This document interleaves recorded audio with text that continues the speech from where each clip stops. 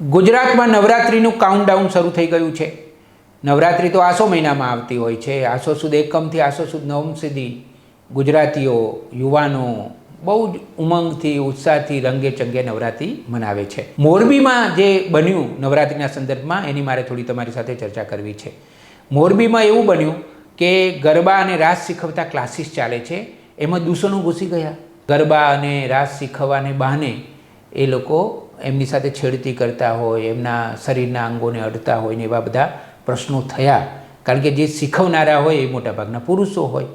એટલે મોરબીનો પાટીદાર સમાજ જાગ્યો અને મિટિંગો કરી અને બનાવો બન્યા હશે પછી જ એ લોકોએ આવું કર્યું હશે ને, અને એ લોકોએ જાગૃતિ આણી।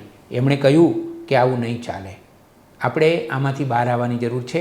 એટલે નિયમો કર્યા છે। ગરબા શીખવવા માટેના ક્લાસ સમાજ અને સંસ્થાઓ જ ચલાવશે, એમાં બહેનો જ ગરબા શીખવશે, કારણ કે આ જે દૂષણો આવી ગયા છે ને એમાંથી આપણી દીકરીઓને, આપણી બહેનોને આપણે બચાવવાની છે। હું મોરબીના પાટીદાર સમાજને અભિનંદન આપું છું, કારણ કે આ વસ્તુ ખરેખર કરવાની જરૂર હતી। નવરાત્રિ એ તો ગુજરાતીની ઓળખ છે। આખા વિશ્વમાં 9 દિવસ સુધી કોઈ નૃત્ય ઉત્સવ ચાલતો હોય એવું તો માત્ર ગુજરાતમાં જ બને છે, અને જ્યાં ગુજરાતીઓ હોય ત્યાં બને છે। પરંતુ નવરાત્રિમાં જે દૂષણો પેસી ગયા છે એને આપણે કાઢવાની જરૂર છે। મોરબીથી એ શરૂઆત થઈ રહી છે। આપણો ગરબો એ ગરવો હતો એ વર્વો બની રહ્યો છે।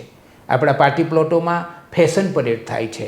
આપણા પાર્ટી પ્લોટમાં નવરાત્રિના નામે અને ગરબાની ઉજવણીના નામે ખાણીપીણીની જયાફતો થાય છે। નવરાત્રિના ઉત્સવમાં શરીર સ્ત્રીના સૌંદર્યને જોવા માટે વિકારથી ભરેલા હજારો લોકો પાર્ટી પ્લોટોમાં જાય છે।